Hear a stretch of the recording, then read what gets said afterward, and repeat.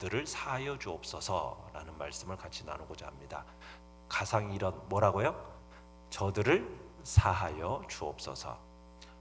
고난 주간 동안에 예수님께서 십자가에서 남기신 말씀 몇 마디의 말씀을 나누셨습니까? 7마디의 말씀을 남기셨죠. 그래서 그것을 가리켜서 뭐라고 그래요? 가상칠언 이렇게 얘기합니다. 가상칠언. 십자가 위에서 남기신 말씀 가상칠언.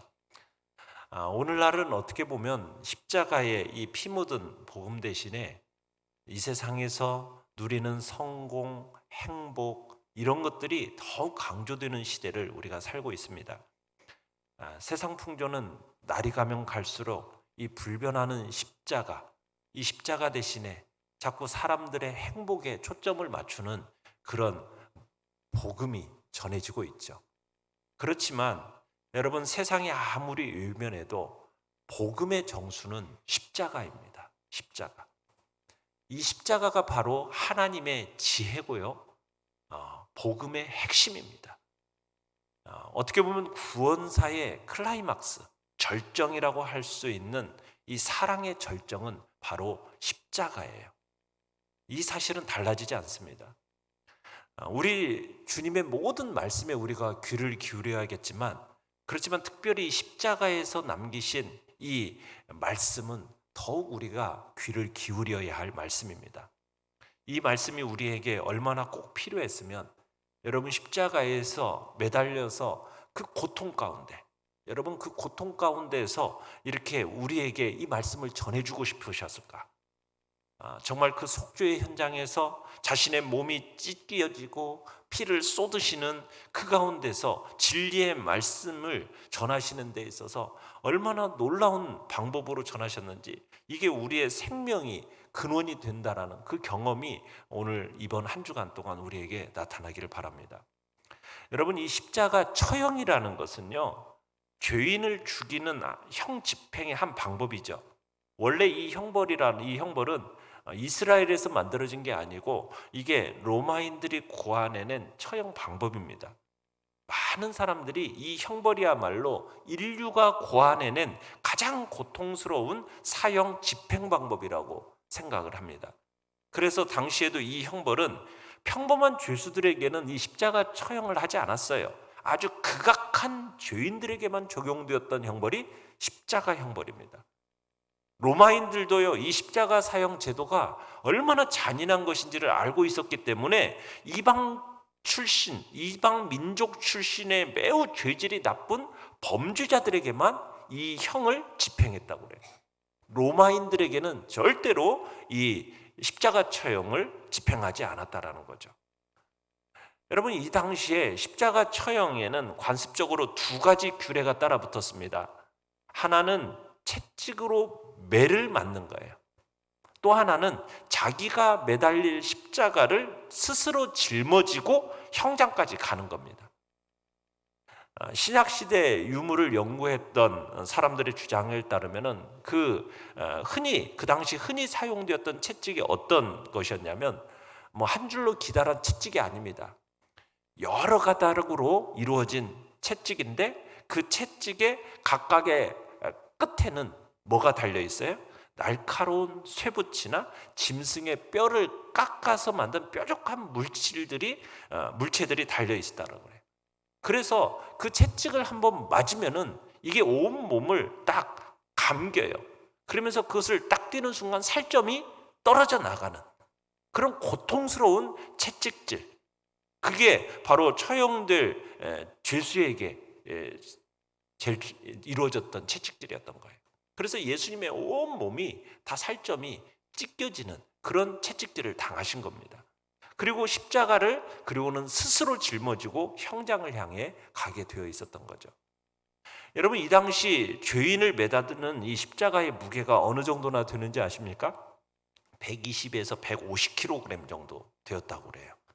그러니까 정말 무거운 거죠. 120kg에서 150kg 되는 이 십자가를 스스로 짊어지고 형장까지 가야 된다는 것은 너무나도 힘든 것이었어요. 예수님은 그 전에 너무나도 힘든 시간을 겪었기 때문에 가시다가 몇 번이나 쓰러지셨고 결국에는 구레네 시몬이라는 사람에 의해서 이제 대신 그 십자가를 짊어지고 가게 했죠. 이 무거운 십자가를 또 사람을 매달 때는요, 하늘 높이 세운다는 게 그렇게 쉬운 일이 아니었다고 그래요. 이 120kg에서 150kg 되는 이 십자가를 세우는 것이 만만치가 않았겠죠. 그래서 로마 사람들은 이 십자가의 두 막대 중에서 세로 막대를 미리 세워놓고 땅에다 박아놓고 가로 막대에다가 죄인을 눕혀서 못을 박아요. 그리고 나서 이제 이 못도요, 보통 못이 아닙니다. 마치 이 철로 있지 않습니까? 선로에다가 먹는 침목이라고 그러죠. 그와 같이 30cm 이상 되는 그런 못으로 박았던 거예요. 그리고 가로막대에다가 그렇게 못 박은 죄수는 도르래 같은 것에 의해서 이제 세로 막대기 꼭대기에 이제 끌어올려지고 거기에 이제 홈이 있으면 거기다가 딱 끼워서 이렇게 세워 놓은 거죠. 그리고 나서 이제 죄수의 발을 세로 막대에 못 박아서 고정을 시켰다고 그래요. 이 형벌이 처음 시행되던 초기에는 못을 죄수의 이 가운데 손바닥 중앙에 박았었대요. 그러다 보니까 어떤 현상이 일어났겠어요? 막상 매달아 놓고 보니까 손바닥이 이게 찢어지는 거예요. 그러니까 죄수가 형틀에서 떨어지지 않겠습니까? 그런 폐단이 나타나니까 결국에는 이제 나중에는 어떻게 박았느냐? 이쪽에다가 떨어지지 않도록 이렇게 이제 박은 거죠. 손목 가까운 곳에다가 못을 박은 거예요. 그러니까 여기다 박으면 어떤 일이 일어나겠어요? 동맥을 이제 건드리는 게 마련 아니겠습니까? 그러면 이제 죄수의 몸에서 이제 출혈이 계속 뒤따르는 겁니다. 거기다가 예수님의 머리에는 또 뭐가 쓰여져 있었어요? 팔레스타인 가시, 커다란 가시가 만들어진 면류관이 또 쓰여져 있었죠. 그러니까 못 박힌 손, 못 박힌 발, 머리에서는 쉴 새 없이 또 피가 흘러내리는 겁니다. 거기다가 팔레스타인의 그 뜨거운 땡볕 아래에서 그렇게 예수님의 몸에 남아있던 모든 피와 수분이 빠져나가는 것을 경험하면서 서서히 죽어가셨던 거예요. 여러분, 사실 이 십자가의 형벌의 잔인함은요, 얘를 매달린 죄수가 곧바로 죽지 않는다는 데 있습니다. 매달린 죄수가 고통을 느낄 기력이 남아있는 한 죽을 때까지 모든 고통을 다 당하게 하는 이 사형제도가 바로 십자가 사형이에요. 그게 십자가 형벌의 잔인함이었어요. 과다출혈에 그 다음에 탈수 상태가 찾아오게 되는데 그때 신체적인 현상 속에 뭐냐? 머리가 막 터질 것 같은 그런 두통이 생긴다고 합니다. 거기다가 온몸을 뭘로 오냐면은 이 십자가에 박힌 못으로 자기의 체중을 지탱하는 거예요. 손과 발에 못 박힌 그 상처가 그러니까 찢어짐의 고통이 극심한 거고, 그리고 출혈로 인해서 그 체내 통증이라는 것은 가히 살인적이라는 거죠. 그래서 죄인들은 십자가에서 혼절됐다가 깨어났다가 다시 혼절되고 그러면서 서서히 죽음을 맞이했다라는 거죠. 이 십자가의 형벌이 이토록 끔찍한 것이기 때문에 당시 로마 사람들 가운데 십자가에 대한 이야기는 것을 매우 재수 없는 것으로 여겨서 십자가라는 말조차도 꺼내지 않았다고 합니다. 자, 그런 십자가에서 남기신 예수님의 유언, 여러분, 이것은 감당할 수 없는 아픔과 쓰라림 속에서 주어진 겁니다. 그러니까 주님께서는 그 지옥을 넘나드는 그런 고통 가운데서 하나님 아버지께서 참으로 아버지의 뜻과 또 구주로서의 그 십자가에서 달리신 당신의 마음, 당신의 뜻을 알려주고 싶으셔서 그 십자가 위에서 말씀을 남기신 거예요. 하나님을 등지고 저주 가운데 살아온 우리 인생들을 향한 하나님의 사랑, 정말 우리 주님으로 하여금 그 십자가의 그 흉한 고난 가운데서 우리에게 말씀하신 거죠. 우리 주님께서 십자가에서 남기신 첫 번째 말씀, 하나님 아버지께 올린 기도, 그 기도가 뭐였습니까?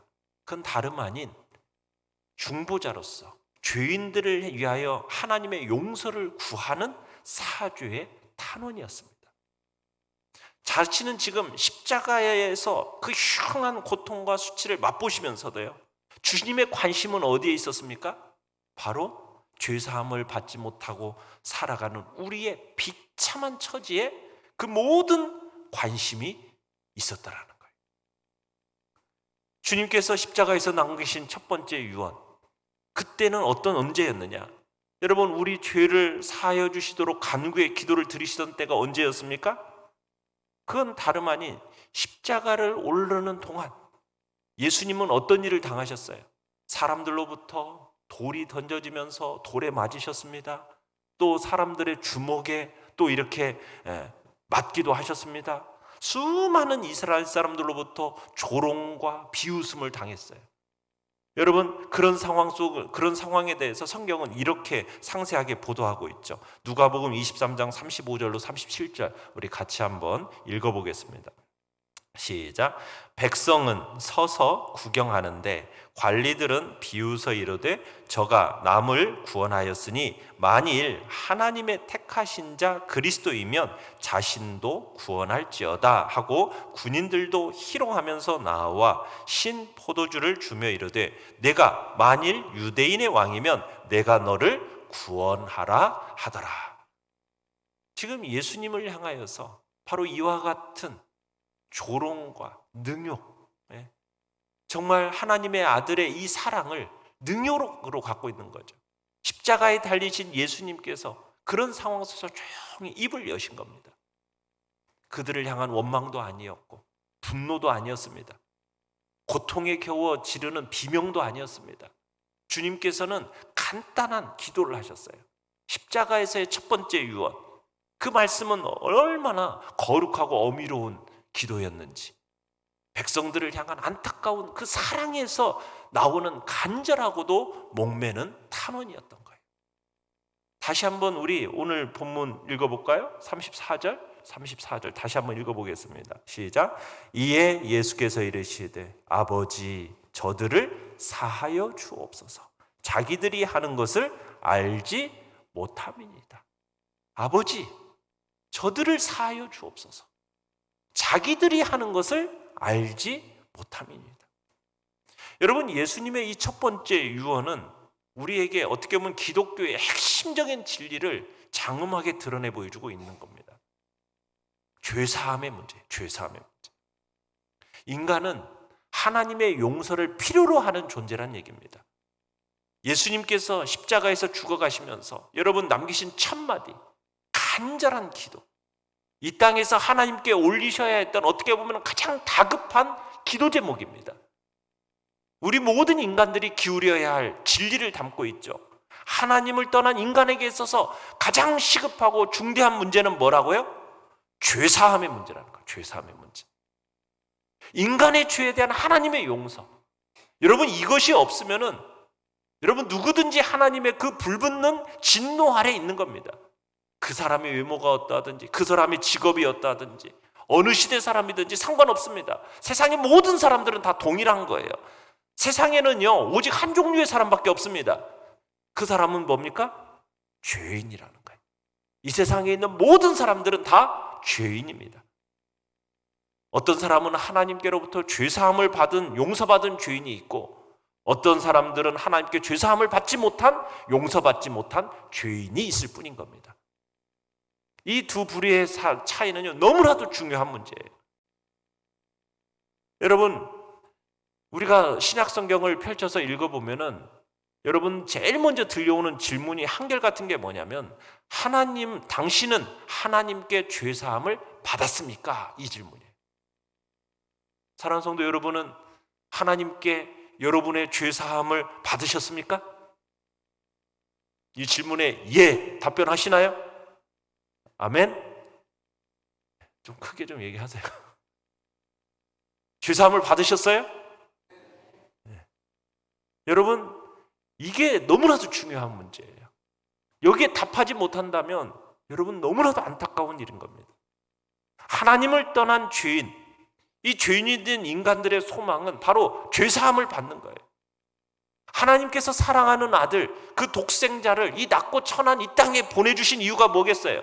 뭐 때문에 저 높고 높은 그 별을 넘어서 이 낮고 천한 자리에까지 자신의 아들 독생자가 이 땅에 오셔야만 할 이유가 무엇 때문이었습니까? 바로 우리의 죄를 위하여 오신 거예요.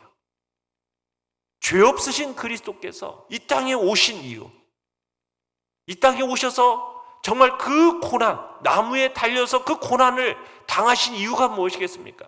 이게 바로 하나님의 구원의 지혜가 그 속에 담겨 있기 때문입니다. 궁극적으로 우리에게 무엇을 주시기 위함입니까? 우리의 죄를 사해 주시기 위함이었다는 사실이에요. 우리의 죄를 사해 주시기 위해서. 예수님께서 친히 간구하신 이 죄사함의 간구가 여러분 고난받으시는 그 십자가 위에서 드려졌다는 사실은 우리가 다시 한번 깊이 생각해야 할 문제예요. 주님께서 십자가에 달려 계셨어요. 예수님은 죄가 없으신 분입니다. 죄가 없으신 그분의 생애 속에는 끊임없는 고통과 아픔의 연속이 없어요. 그 아픔과 고통이 자신의 허물 때문이었습니까? 아닙니다. 주님의 고통은 우리의 죄값을 치르시기 위함이었습니다. 그래서 이사야 53장 5절 6절에서 이렇게 얘기하고 있지 않습니까? 같이 한번 읽어봅니다. 시작. 그가 찔림은 우리의 허물 때문이요 그가 상함은 우리의 죄악 때문이라. 그가 징계를 받음으로 우리가 평화를 누리고 그가 채찍에 맞음으로 우리가 나음을 받았도다. 우리는 다 양 같아서 그릇 행하여 각기 제 길로 갔거늘 여호와께서는 우리 모두의 죄악을 그에게 담당시키셨도다. 아멘. 주님께서 십자가에서 당하신 그 고난은 바로 우리의 죄악을 짊어지신 고난이었던 겁니다. 우리와 우리의 조상들과 우리의 후손들의 지을 모든 죄를 짊어지시고 하나님 앞에서 스스로 죄를 지은 자처럼 아버지의 그 모든 진노를 감당하는 자리가 바로 십자가였던 거예요. 우리의 죄를 대신 짊어지시고 어린 양 되신 예수 그리스도 위에 하나님께서는 우리에게 부으셔야 할 그 진노를 자신의 아들에게 다 쏟아붓고 계셨던 것입니다. 우리의 죄 때문에 주님께서 그렇게 고난을 당하셨던 거예요. 그렇게 십자가에 달리신 채로 뭘 하셨다고요? 우리의 죄 용서를 위해서 기도하셨다라는 겁니다. 예수님께서는 바로 거기서 우리에게 성경이 끊임없이 전해주고 있는 한 진리를 온몸으로 경험하고 계셨어요. 그 진리가 뭡니까? 하나님께서는요 반드시 죄는 어떻게 하신다? 심판하신다는 거예요. 죄를 하나님은 결코 눈 감아줄 수가 없어요. 그냥 지나갈 수가 없는 문제입니다. 하나님은 죄에 대해서는 반드시 책임을 물으시고 심판하시는 분이 하나님이십니다. 우리가 주일날 말씀을 통해서 듣는 분이 뭐예요? 하나님은 거룩하신 분이에요. 거룩하시고 의로우신 분이십니다. 그렇기 때문에 죄에 대해서는 결코 그냥 지나갈 수가 없는 어떤 분이다? 소멸하는 불이시다. 죄에 대해서는 반드시 그것을 태워버리는 심판의 주님이심을 우리에게 말씀하시는 거예요. 그 불같은 심판, 그 심판을 우리 주님이 십자가에서 감당하고 계셨던 겁니다. 그 고통과 진노로부터 우리를 보호받기를 원하셨기 때문에 우리 주님이 십자가에서 하나님의 자비와 용서를 구하셨던 거예요. 주님께서 여러분 십자가에서 하나님의 인내, 그 인내가 끝나면요 죄사함 받지 못한 인간들은 어떻게 됩니까? 그 심판을 당하는 거예요. 그런데 그 심판을 우리 주님이 그 십자가에서 미리 맛보고 계셨던 거죠. 뭐 때문에? 우리의 죄 때문에. 죄 때문에 가져올 여러분 그 무시무시한 심판의 형벌을 몸소 당하시면서 죄사함 받지 못한 그 인간들 앞에 놓여져 있는 끔찍한 운명을 우리 주님이 보셨던 거예요. 그러면서 온 몸으로 하나님 아버지께 기도를 올리고 계셨던 거예요. 하나님의 인내가 끝나는 시점에 받아야 할 그 하나님의 그 죄에 대한 심판의 결과가 얼마나 무시무시한 것인지 그것을 경험하면서 십자가에서 간구하셨던 거예요. 아버지로의 그 죄사함을 받지 못하는 결과가 얼마나 그 무서운 심판인지를 우리 주님은 아셨기 때문에 그 십자가의 형벌 속에서 그것을 보셨기 때문에 첫 번째로 전하는 메시지는 바로 뭐예요? 우리의 죄를 용서해 달라는 하나님 아버지, 우리 주님의 그 사랑의 메시지였던 거예요. 부들부들 죄인들을 향하여 하나님께서 정말 내리시는 그 의롭고 정당하신 하나님의 진노, 여러분 그 진노, 십자가에 나타난 하나님의 진노의 그 정당함을 알지 않고서는 여러분 십자가를 통해 드러난 하나님의 사랑을요 우리가 진짜 깨달을 수가 없는 겁니다. 여러분은 진정 죄사함을 받으셨습니까? 여러분 죄사함을 받지 못하는 죄인들의 종말이 얼마나 무시무시한 것인지를 우리는 우리의 마음속에 깨달아야 돼요. 하나님과 화목됨이 없이, 하나님의 은총이 없이 인생이 결코 영혼을 향하여 살아갈 수가 없다라는 사실. 하나님과 화목해야 됩니다. 하나님과 화목하지 않으면 그 어떤 것도 무가치할 뿐이고 그 어떤 것도 재앙일 뿐인 거예요. 하나님의 진노가 여러분 머리에 머물러 있고 그 심판을 피할 수가 없는 겁니다. 유일한 피난처가 있다면 어디입니까? 바로 예수 그리스도의 십자가 그늘 밖에는 피난처가 없는 것입니다. 그러기에 참여하고 우리는 믿음을 가져야 되는 거죠. 화목의 손을 내미시는 그 하나님의 손을 잡고 우리는 이제 의롭게 살겠다라는 다짐이 우리 안에 있어야 하는 것입니다.